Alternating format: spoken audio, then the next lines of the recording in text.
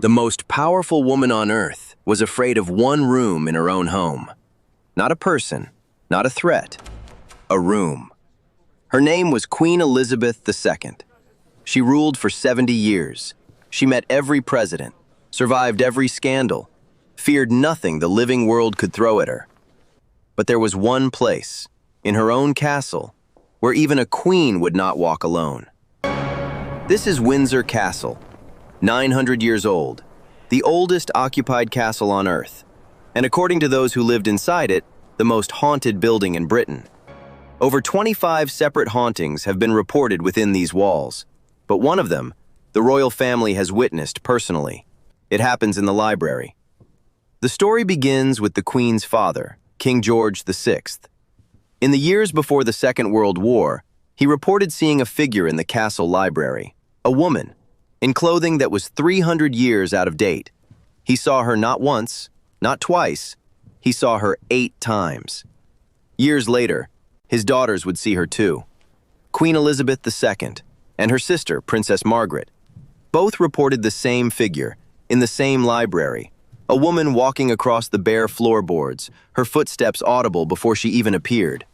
And every person who saw her described the exact same face, a face they all recognized, because it belonged to a woman who had been dead for over 300 years.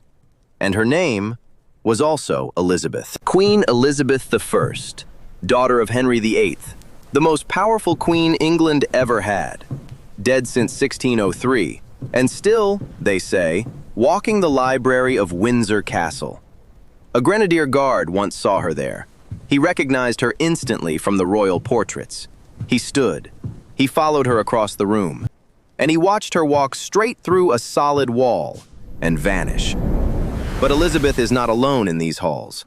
Walk the Dean's Cloister at night, and some claim you can hear groaning, heavy, anguished, the sound of a large, angry man pacing. They say it is Henry VIII himself, Elizabeth's father, still trapped in the castle, still raging 400 years on. Look up at the library window, and you may see a mournful face staring out. King George III, who went mad and was locked away inside these very walls. They say he never left, that he still watches the grounds through the glass. And on the long walk, the great path leading to the castle, a young grenadier guard is said to appear. In the 1920s, he took his own life on duty there. Some say he still stands his post. So why did Queen Elizabeth II stay? Why live 70 years in the most haunted castle in Britain, sharing her home with the dead?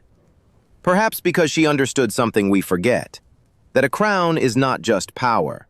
It is the company of every king and queen who came before you. And at Windsor, they never truly leave.